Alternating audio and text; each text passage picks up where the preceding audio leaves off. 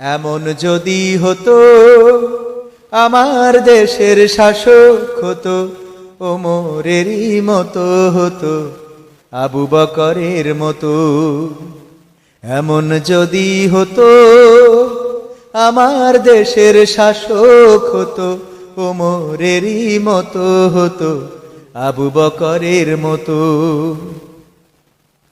প্রজার দুঃখে যাদের চোখে আসতো না রে ঘুম, দেশের ভিতর পড়ে যেত শান্তি সুখের ধুম।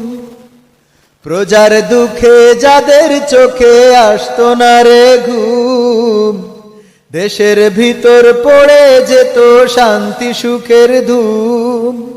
গরিব দুঃখী ভুখা নাঙা নাহি পাওয়া যেত, আমার দেশের শাসক হতো ওমরেরই মতো।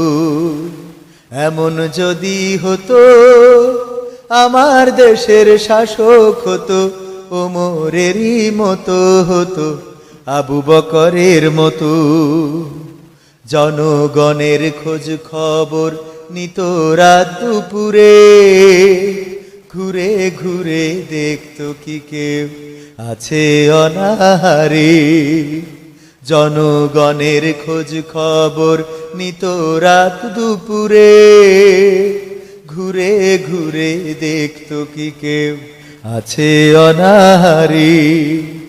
আমার দেশের মা বোনেরা লাঞ্ছিতা হতো না, আমার দেশের কৃষক শ্রমিক বঞ্চিত হতো না। আমার দেশের মা বোনেরা লাঞ্ছিতা হতো না, আমার দেশের কৃষক শ্রমিক বঞ্চিত হতো না।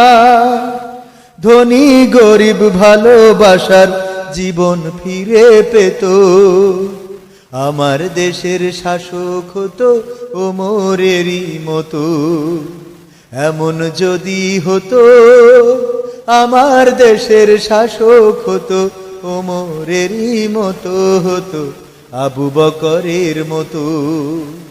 আসলে এমন যদি হতো আমাদের দেশের শাসক ওমরের মতো, আবু বকরের মতো, ওসমানের মতো, আলী রাদিয়াল্লাহু তাআলা আনহুর মতো, যে শাসকেরা ঘুরে ঘুরে দেখবে দেশের মানুষ শান্তিতে আছে নাকি অশান্তিতে আছে, খেয়ে আছে নাকি না খেয়ে আছে, কোন অবস্থায় তাদের রাত কাটছে, কোন অবস্থায় তাদের দিন যাচ্ছে, এভাবে যদি ঘুরে ঘুরে দেখতো, খোঁজ খবর নিত, তাহলে দেশের চেহারাটাই বদলে যেত। মালয়েশিয়া এত উন্নত কেন, সিঙ্গাপুর এত উন্নত কেন, চায়না এত উন্নত কেন, জাপান এত উন্নত কেন? কারণ তারা এমন এমন নেতা পেয়েছে, যেই নেতাগুলো দেশের জন্য কাজ করেছে, যেই নেতাগুলো দেশের কল্যাণে, মানুষের কল্যাণে কাজ করে গিয়েছে। আর আমরা এমন এমন নেতা পাই যেগুলো ক্ষমতায় আসার পরে আঙ্গুল ফুলে কলা গাছ হয়। রাতারাতি জনগণের ভাগ্যের অবস্থার পরিবর্তন না হলেও যে নেতা হয়, যে আমাদের দায়িত্বশীল হয়, তার ভাগ্যের অবস্থার পরিবর্তন রাতারাতি হয়ে যায়। গাছতলায় থাকা ব্যক্তিটা পাঁচতলায় উঠে চলে যায়। এই হলো আমাদের দেশের রাজনৈতিক অবস্থা। আল্লাহ রাব্বুল আলামিন আমাদের দেশের শাসকদেরকে অন্তত তাদের থেকে শিক্ষা নেওয়ার তৌফিক দান করুন, যারা দেশের জন্য কাজ করে দেশকে উচ্চ শিখরে নিয়ে গিয়েছে, সম্মানের মর্যাদায় নিয়ে গিয়েছে।